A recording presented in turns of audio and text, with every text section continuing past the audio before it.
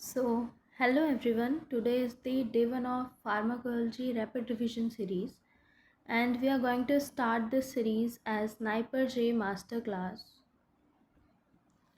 According to timetable, the day one of Pharmacology includes General Pharmacology along with ANS one short revision. So, are you ready? If you are ready and you are excited, then just give me a thumbs up in the comment box. तो चलो बिना time waste करते हुए शुरू करते हैं. Introduction. General pharmacology is the foundation of whole pharmacology. Correct. Every drug question directly और indirectly links with general pharmacology. General pharmacology is very much important in normal pharmacology. If this is strong, believe me, pharmacology becomes very easy. Okay, being as a pharmacy student, आपको पता होगा who is the father of pharmacology. Who is the father of Indian pharmacology? कौन है father of pharmacology? is Oswald Smideberg. And father of Indian pharmacology is Ramnath Chopra. Ramnath Chopra. And मुझे आपसे question पूछना है, मेरे को अभी comment box में आप आंसर करो. Who is the father of chemotherapy? Who is the father of chemotherapy and the founder of first pharmacy institute with and who discover homeopathy and who discover blood types? These are 4 questions you have to answer in the comment box. Okay, write your answer in the comment box right now. उसके बाद आता है हमारे यहाँ एक concept आता है orphan drugs का. क्या आपको ऑर्फन ड्रग्स के बारे में पता है? और ऑर्फन ड्रग्स आपको कितने एग्जाम्पल्स ऑर्फन ड्रग्स के बारे में पता है, ये भी मुझे कमेंट बॉक्स में बताओ अभी. ठीक है. तो एक तो फादर्स जो मैंने अभी आपसे पूछे, एक दूसरा मैंने क्वेश्चन पूछा ऑर्फन ड्रग्स का, और अभी तीसरा मैं क्वेश्चन पूछ रही हूँ IV, IM, subcutaneous, intramuscular, intravenous and subcutaneous plus intradermal. इन चारों का आप एक बार मेरे को एंगल बताओ. ये इम्पॉर्टेंट है, एंगल इम्पॉर्टेंट है. तो अभी आप मेरे को कमेंट बॉक्स में इन सब का एंगल बताओ. होप सो आप सभी ने एंगल बता दिया होगा या फिर आप लोगों को पता होगा एटलीस्ट. तो उसके बाद हम मूव ऑन करते हैं अपने फार्माकोकाइनेटिक्स की तरफ. ये बहुत ज़्यादा इंपॉर्टेंट है और इसका वेटेज हाईएस्ट रहता है. अगर जनरल फार्माकोलॉजी से क्वेश्चन आता है तो उससे ये फार्माकोकाइनेटिक्स का जो वेटेज है वो सबसे हाईएस्ट रहता है. तो मेक श्योर आप इसको बहुत अच्छे से पढ़ के जाओ. ठीक है. तो एब्जॉर्प्शन की डेफिनेशन तो सबको पता है, movement of drug from administration site to the system of circulation. और इसके बाद इसमें जो मोस्ट कॉमन है पैसिव डिफ्यूजन. ये आपको पता है कि इधर सैचुरेशन आता है. तो ये क्वेश्चन आता है कि सैचुरेशन कौन से प्रोसेस में आता है, तो आपको पता है ना पैसिव डिफ्यूजन में आता है और फैसिलिटेटेड में भी आता है, जिसमें जहाँ, और ये भी पता होगा कि जहाँ डिफ्यूजन वर्ड आता है उधर एनर्जी की नीड नहीं होती, नो एनर्जी नीड. ठीक है. नो एनर्जी कंजम्पशन जिधर भी डिफ्यूजन आता है. So these are the mechanisms of absorption: passive diffusion, facilitated diffusion, active transport, and endocytosis. Endocytosis and exocytosis. आपको पता है कि एंडोसाइटोसिस 2 तरह का हो सकता है, पिनोसाइटोसिस और फैगोसाइटोसिस. जो पिनोसाइटोसिस है वो उसको हम सेल ड्रिंकिंग भी बोलते हैं, और फैगोसाइटोसिस को हम सेल ईटिंग भी बोलते हैं. फैगोसाइटोसिस फूड से रिलेटेड है, तो आप प्रोनाउंसिएशन इसकी भी एफ से शुरू होती है और फैगो भी एफ से शुरू होता है. फैगोसाइटोसिस एंड फूड, तो आप उससे कोरिलेट कर सकते हो. ठीक है. Next is factors affecting absorption like lipid solubility, pH and pK, surface area, blood flow, first pass metabolism. Hope so आप सभी को ये पता होगा कि किस तरह, और एक बार मैं शॉर्ट में भी एक्सप्लेन कर देती हूँ. कैसे? देखो, जो लिपिड सोल्युबिलिटी होगी मीन्स अगर ड्रग ज़्यादा लिपिड सोल्यूबल है तो उसका अच्छे से एब्जॉर्प्शन होगा. आप सभी को पता होगा ना कि जो सेल मेम्ब्रेन है वो लिपिड की बनी हुई है, तो वो अच्छे से एब्जॉर्ब हो जाएगी. पीएच एंड पीके है, तो इसमें तो एक बैलेंस होना चाहिए, वो बहुत इंपॉर्टेंट है. ठीक है. बैलेंस एक होना चाहिए. इसको हम देखते हैं कि जो ड्रग है वो आयनाइज है कि अनआयनाइज. तो अगर ड्रग अनआयनाइज फॉर्म में होगी तो उसका एब्जॉर्प्शन अच्छा होगा, है ना, अगर ड्रग अनआयनाइज फॉर्म में होगी. और बाकी सरफेस एरिया जितना कम होगा उतना अच्छे से एब्जॉर्ब होगी. ब्लड फ्लो जितना अच्छा होगा उतना ड्रग अच्छे से एब्जॉर्ब होगी. और फर्स्ट पास मेटाबॉलिज्म तो बहुत कम होना चाहिए ड्रग का अगर हमें उसका एब्जॉर्प्शन इंक्रीज़ करना है तो. उसके बाद आता है पीएच पार्टीशन थियरी. बहुत ज़्यादा इंपॉर्टेंट है आपके एग्ज़ाम के लिए.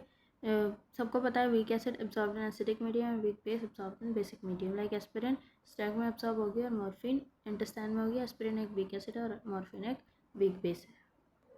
और एक इम्पॉर्टेंट कॉन्सेप्ट आता है आयन ट्रैपिंग का। Ion trapping means ion trapping means drug accumulates where it become ionized. क्यों?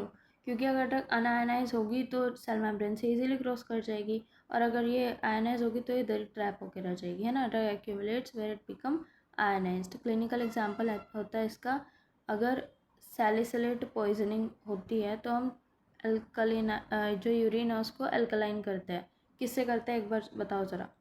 जो सैलिसिलिक एसिड की अगर पॉइजनिंग होती है तो हम यूरिन को अल्कलाइन बनाते हैं। किससे बनाते हैं एक बार कमेंट में इन दी कमेंट बॉक्स।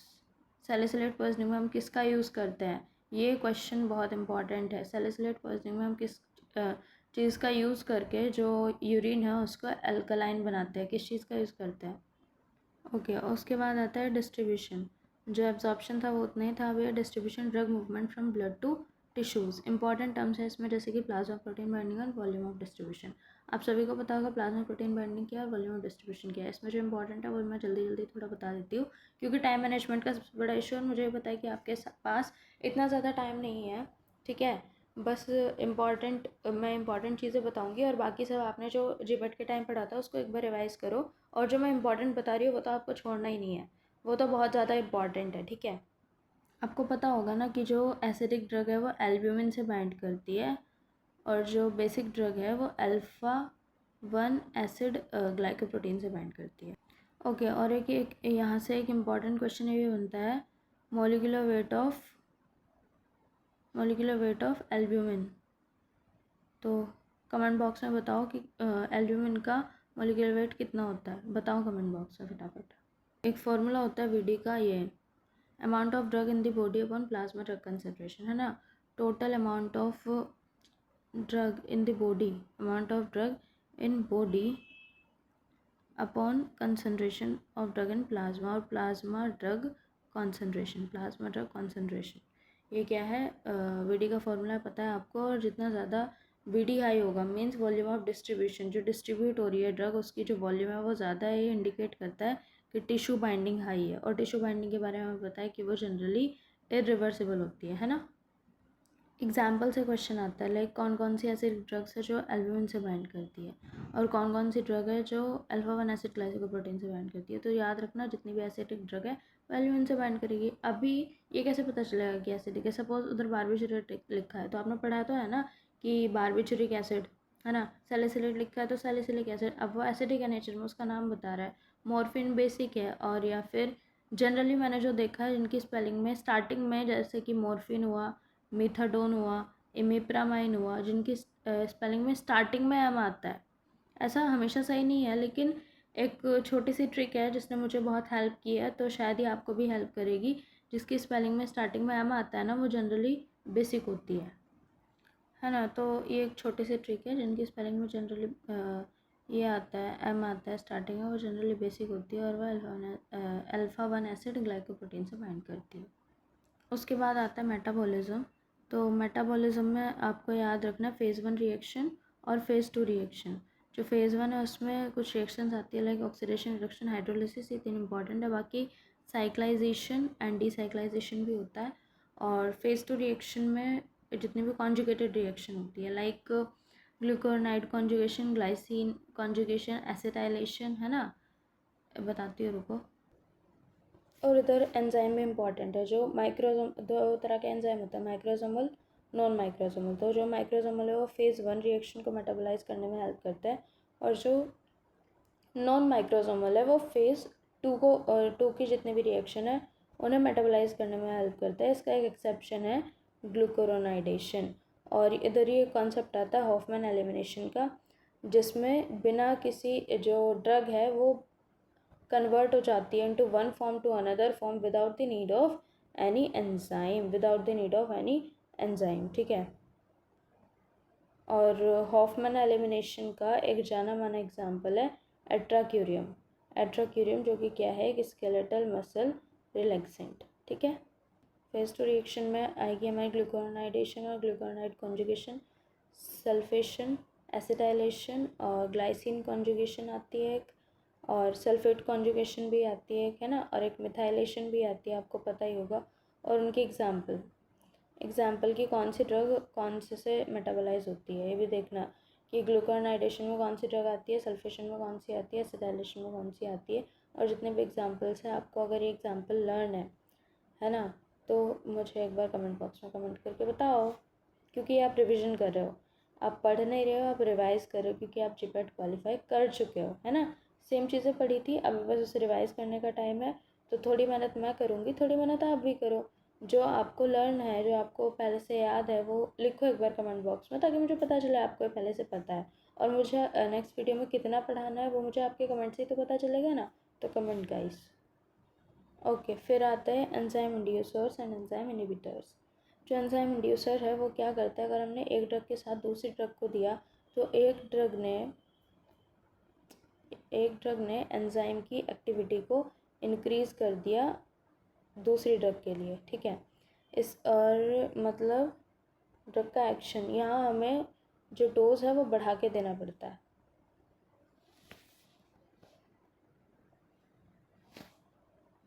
क्यों इधर हमें डोज की बढ़ा के देना पड़ता है, क्योंकि एक ड्रग ने एंजाइम की एक्टिविटी और एंजाइम के जो एक्टिविटी है और जो उसकी कैपेसिटी है मेटाबॉलिज्म करने की, उसकी एफिकेसी को बढ़ा दिया है। किसने? एक ड्रग ने दूसरी ड्रग के लिए, जिसकी वजह से जो दूसरी ड्रग है उसका जो एक्शन है, ड्रग एक्शन है, वो रिड्यूस हो जाएगा, है ना। वैसे तो ये आपको ऑलरेडी लर्न होगा, बट एक और निमोनिक है, आपने अपने निमोनिक से याद किया होगा, बट एक और है CRAP-GPS, क्रैप GPS। क्या है? Crap GPS, crap GPS। So these are the drugs from crap GPS like carbamazepine, rifampicin, alcohol, phenytoin, griseofulvin, phenobarbital and smoking. These all are enzyme inducers and you have to learn it, ठीक है। Then next आता है enzyme inhibitors. ये क्या करते हैं, एक drug दूसरी ड्रग की टॉक्सिसिटी को इंक्रीज़ कर देती है। क्यों?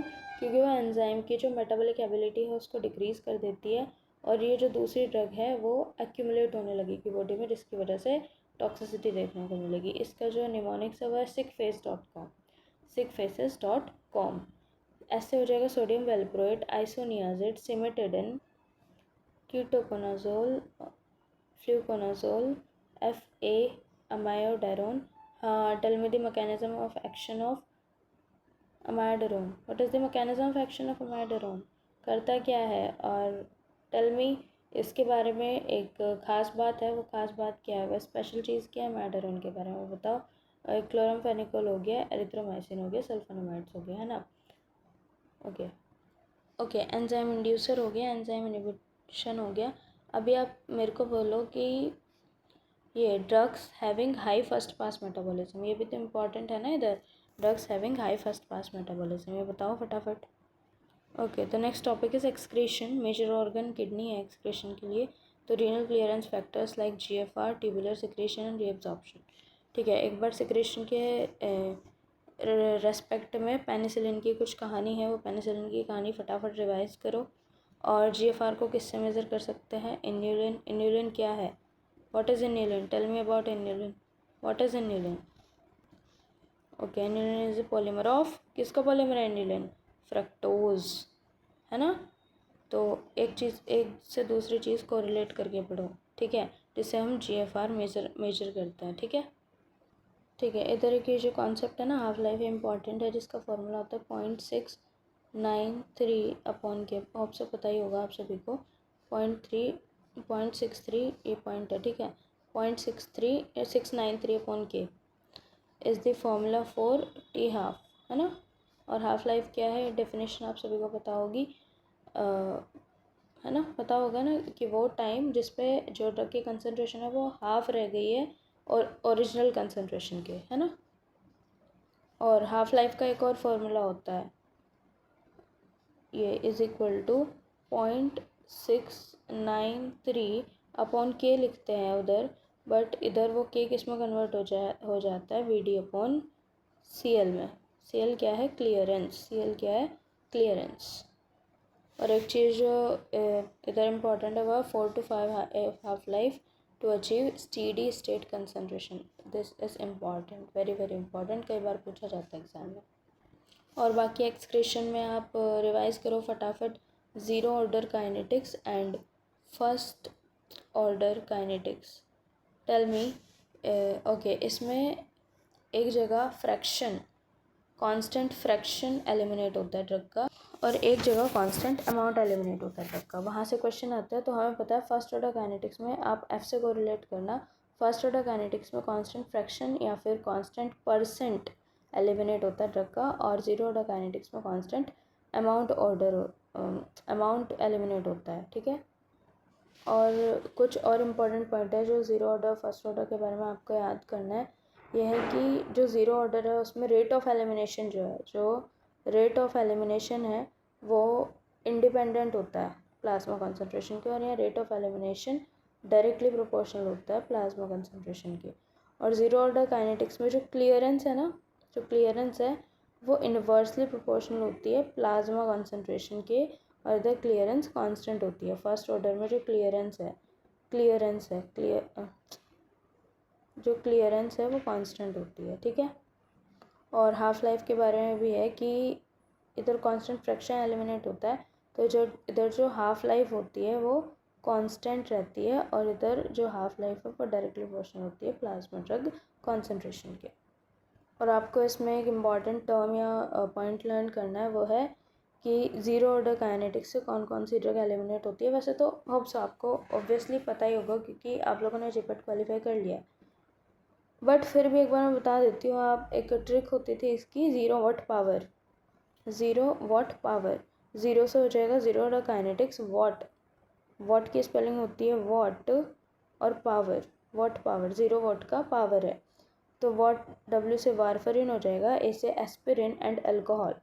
Aspirin and alcohol both eliminate via zero order kinetics. T से थियोफाइलिन, टी से टॉल्ब्यूटामाइड एंड फेनिटोइन। ठीक है, लर्न इट।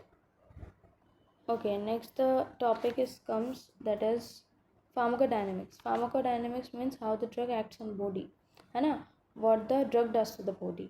ये बड़ी होगी ना अपने तो डेफिनेशन।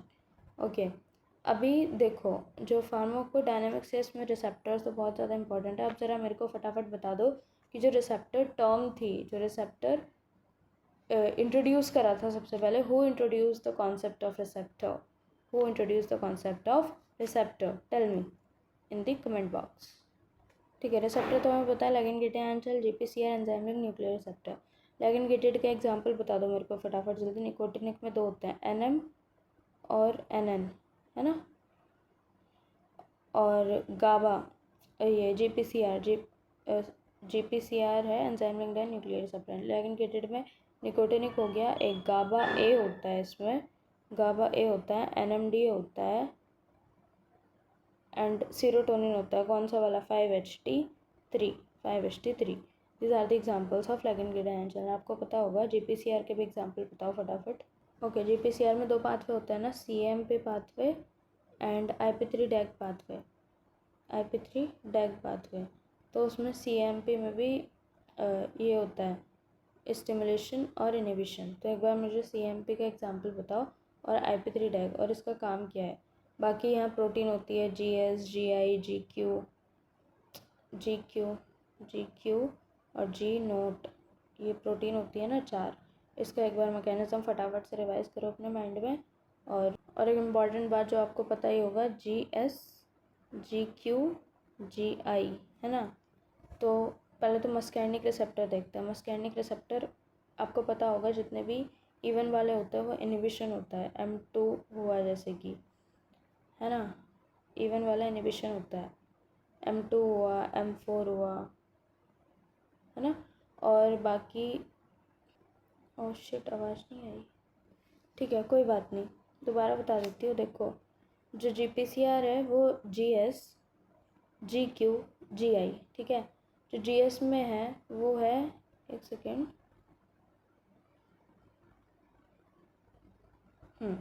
जो GS में है β1, हाँ, जितने भी बीटा रिसेप्टर्स है वो सारे इसमें आएंगे, 1, 2, 3, ठीक है। और इसमें आता है एक H2 5H4 GS में, है ना। GS में β1 β2 β3 H2 और 5H4 इतने रिसेप्टर्स आते हैं। अगर मैं GQ की बात करूँ तो जितने भी ये ओड वाले हैं, मस्कैनिक ओड वाले, लाइक M1 M3 M5, ये आ जाएगा। और इसमें एक GQ में एक α1 आ जाएगा, GQ में α1 आ जाएगा, α1 आ जाएगा और H1 आ जाएगा, α1 आ जाएगा, H1 आ जाएगा और एक 5H2 आ जाएगा। α1 H1 और 5H2 किसमें? GQ में। और GI में आप लर्न करो ये M2 M4 मीन्स जो इवन वाले हैं मस्कैनिक वो आएंगे, और गाबा भी आएगा। और गाबा एक इसमें था, इसमें लाइगेंड गेटेड आयन चैनल में था। और गाबा भी किस में आएगा? GI में आएगा, GPCR है। और ये होप से आपको याद होगा।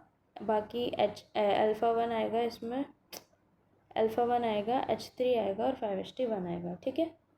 बाकी एंजाइम लिंक्ड को लर्न करने के लिए ये है pig cytokine means prolactin, insulin, growth hormone and all cytokines work with enzyme linked receptors.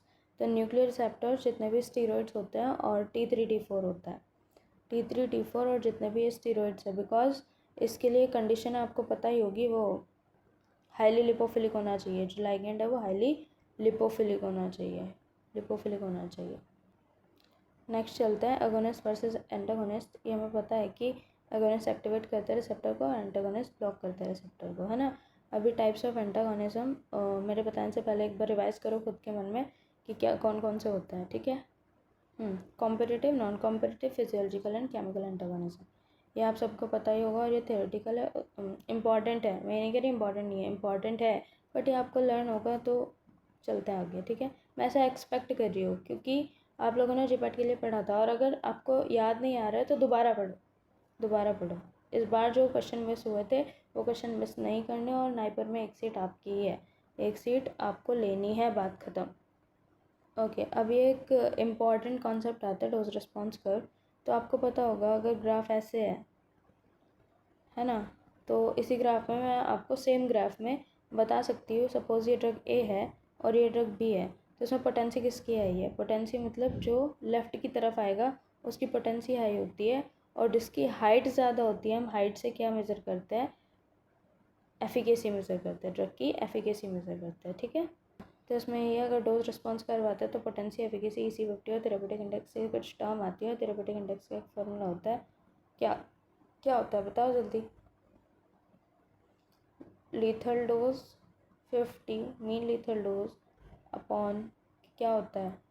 Effective dose 50, यही होता है ना थेरेपेटिक इंडेक्स का formula. Okay, next is pair receptors maximum response without full occupancy, है ना। कुछ रिसेप्टर्स हमारी body में ऐसे होते हैं जो ऑक्यूपाई नहीं होते, मतलब अगर हमने ड्रग दी और सपोज रिसेप्टर से 50, बट ड्रग ने 20 रिसेप्टर से ही बाइंड होके अपना एक्शन, फुल एक्शन दे दिया, बट 30 रिसेप्टर्स जिनसे ड्रग बाइंड ही नहीं हुई उन्हें हम क्या बोलते हैं? स्पेयर रिसेप्टर्स, ठीक है।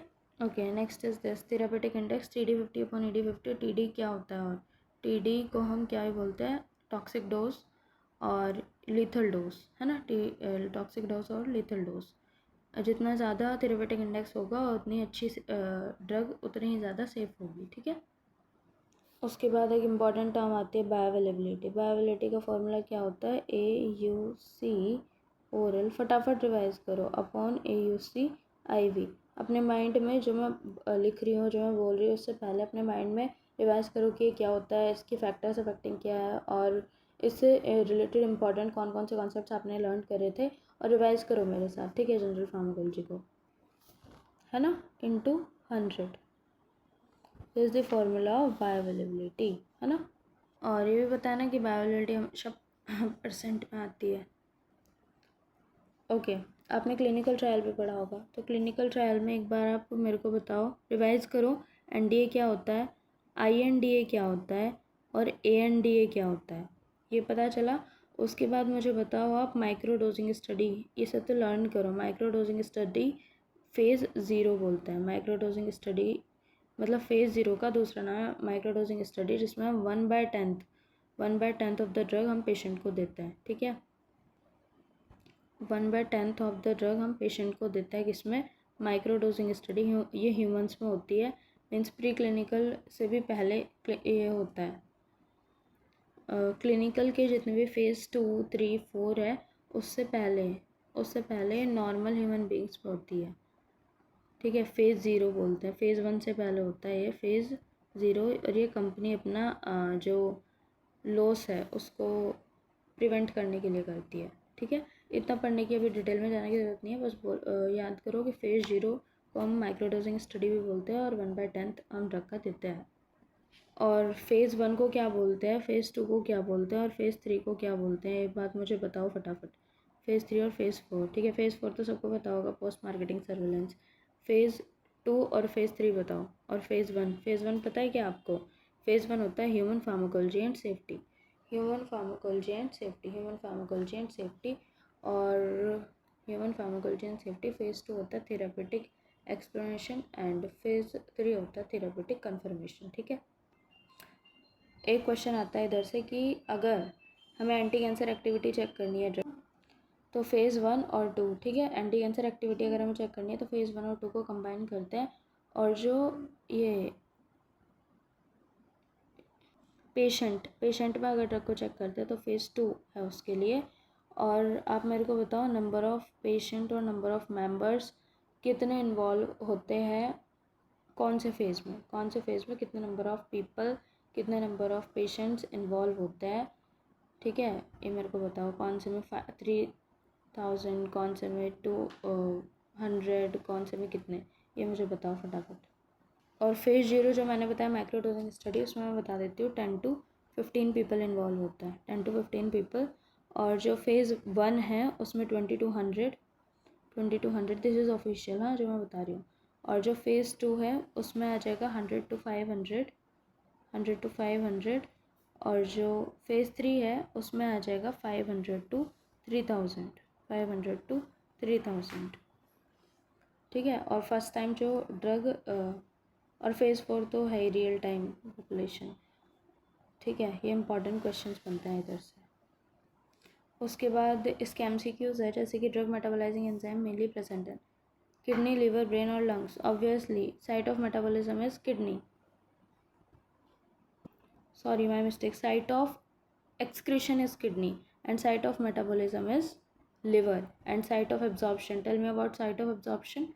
Site of absorption is what? Intestine, site of absorption is intestine, है ना। site of, मैं दोबारा बता रही हूँ, मेरे से एक गलती हो गई थी। लिवर क्या है? Site of metabolism, site of excretion is kidney and site of absorption is intestine, ठीक है। हाँ, रैपिड टॉलरेंस का दूसरा नाम क्या होता है? टैकीफाइलेक्सिस, है ना।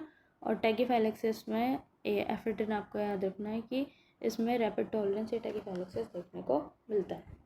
ये तो जीपेट में भी फेवरेट क्वेश्चन रहता है, comparative antagonist shift curve towards right, ठीक है। तो हाई वीडी इंडिकेट्स, डी ही बता रहा है डिस्ट्रीब्यूशन, डी किसे रिप्रेजेंट कर रहा है? डिस्ट्रीब्यूशन। तो डिस्ट्रीब्यूशन मीन्स टिश्यू बाइंडिंग है, तो आपको पहले से पता ही होगा। Okay, enzyme inducer here is, this is inhibitor, this is inhibitor, this is inhibitor. Enzyme inducer is rifampicin, ठीक है। Rifampicin would be the correct answer, ठीक है। Phase 1 are oxidation, reduction, hydrolysis, conjugation is phase 2 reaction, है ना। Next question है steady state reached after 4 to 5 half lifes, है ना। Okay, therapeutic index measures safety, मैंने बोला था जितना ज़्यादा थेरापेटिक इंडेक्स होगा उतनी ज़्यादा ड्रग क्या होगी? सेफ होगी, ठीक है। लर्न कर लो, ये तो इम्पॉर्टेंट है भाई। ओके, तो पता ही है weak acid absorb in acidic medium, में तो सबको पता है। GPCR, नेक्स्ट GPCR एग्जाम्पल क्या है? मैंने भी बताया था GPCR, ठीक है। Just insulin receptor enzymatic receptor है, स्टीरॉयड रिसेप्टर न्यूक्लियर है, NMDA is what? ligand gated ion channel, and adrenergic receptor is GPCR का एग्जाम्पल है। आप मेरे को CAMP से काम करने वाली जितनी भी ड्रग्स है एक बार उनके नाम बताओ, टोटल नहीं, जितनी आपको लर्न है उतने बताओ, ठीक है। तब तक के लिए अभी मैं आपको जो सेकंड वाला पार्ट है, डे 1 का जो सेकंड वाला पार्ट है दैट इज़ ANS, उसकी वीडियो मैं शाम तक डाल दूँगी। सो डोंट वरी, पैनिक मत हो, I am here. Then why there is a need of panic about what? अपनी प्रिपरेशन स्ट्रॉन्ग रखो, कुछ नहीं है, एक सीट आपकी है 9 में, ठीक है। तो हाउ इज़ द जोश एवरीवन, स्टे कनेक्टेड। और जो भी सजेशन कुछ और चाहिए, किसी भी चीज़ की नीड है तो कमेंट करो, comment down in the comment box. Okay, stay connected, bye.